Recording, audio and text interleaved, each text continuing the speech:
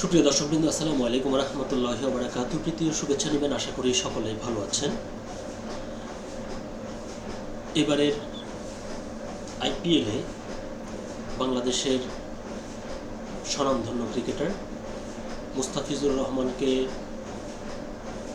বাংলাদেশের আইপিএলের ডাক পাওয়া ক্রিকেটারদের মধ্যে প্রায় রেকর্ড মূল্যে কিনেছিল কলকাতা নাইট রাইডার্স। সেই মুস্তাফিজুর রহমানকে ঘিরে সেখানে কলকাতা নাইট রাইডার্স একরকম বিপদের মধ্যে আছে। এর কারণ হচ্ছে বাংলাদেশে যে দীপু দাসকে হত্যা করা হয়েছে, এটিকে কেন্দ্র করে সেখানে উগ্র হিন্দুত্ববাদীরা বাংলাদেশকে বিভিন্ন ধরনের হুমকি ধমকি দিচ্ছে। তারই অংশ হিসেবে আইপিএলে খেলতে যাওয়া মুস্তাফিজুর রহমানকে একরকম হুমকি দিচ্ছে। উত্তরপ্রদেশের বিজেপির এক নেতা বলেছেন যে মুস্তাফিজুর রহমানকে বিমানবন্দরের বাইরে পা রাখতে দেওয়া হবে না এবং এটি তার শপথ, তিনি এটি করে ছাড়বেন, মানে এরকম দৃঢ় সংকল্প তিনি ব্যক্ত করেছেন। এবং প্রাসঙ্গিকভাবে কলকাতা নাইট রাইডার্সের মালিক বলিউড বাদশাহ শাহরুখ খানকে বলেছেন গাদ্দার। তার মানে হচ্ছে বিষয়টা কোথায় গিয়ে দাঁড়িয়েছে। তো এই নিয়ে দৈনিক ইত্তেফাক পত্রিকায় একটি প্রতিবেদন প্রকাশিত হয়েছে। চলুন দেখি সেখানে বিস্তারিত কি লিখেছে। মুস্তাফিজ ইস্যুতে শাহরুখকে গাদ্দার বললেন বিজেপি নেতা। খবরটির বিস্তারিত বলছে, আইপিএল নিলামে বাংলাদেশের বাঁহাতি পেসার কাটার মুস্তাফিজুর রহমানকে 9 কোটি রুপিতে দলে ভিড়িয়েছে শাহরুখ খানের কলকাতা নাইট রাইডার্স। আর এই ঘটনা ঘিরেই তীব্র সমালোচনার মুখে পড়েছেন বলিউড সুপারস্টার শাহরুখ খান।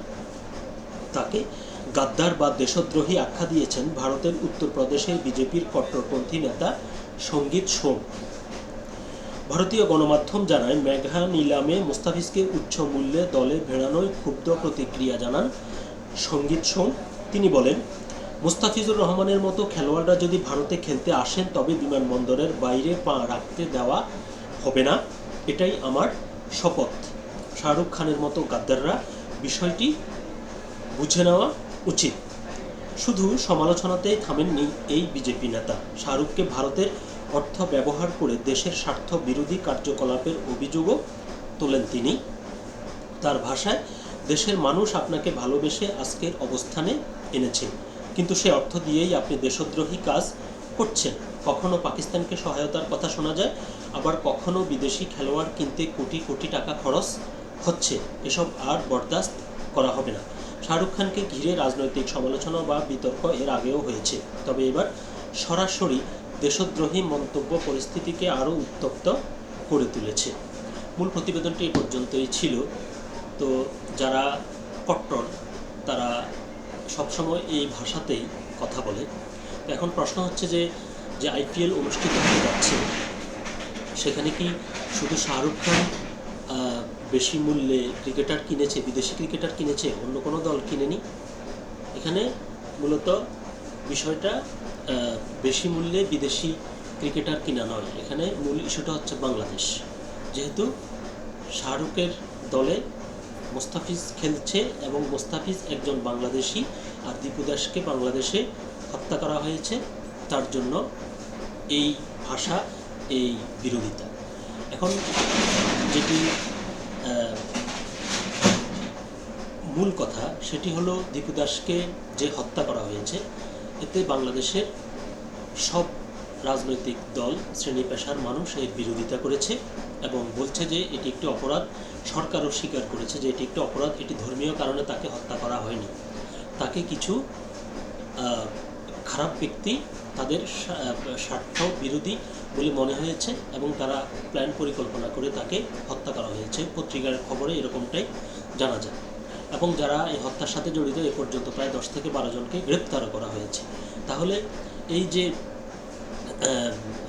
একটা অপরাধকে ধর্মের মোড়কে নিজেদের স্বার্থে ব্যবহার করার জন্যই সেখানে ক্ষমতাসীন বিজেপি এবং তাদের নেতারা সহ উগ্র ধর্মীয় যেসব সংগঠন রয়েছে তারা এই ইস্যুটিকে ব্যবহার করছে।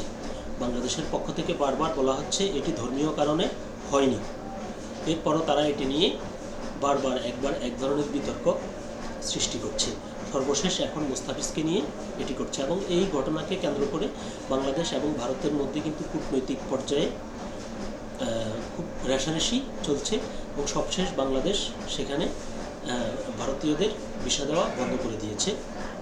তো এখন আইপিএল কলকাতা নাইট রাইডার্সকে নিয়ে এ ধরনের সমালোচনা হচ্ছে। তো দেখা যাক শেষ পর্যন্ত সেটা কোথায় গিয়ে দাঁড়ায়। তো সকলে ভালো থাকবেন, সুস্থ থাকবেন, আল্লাহ হাফেজ।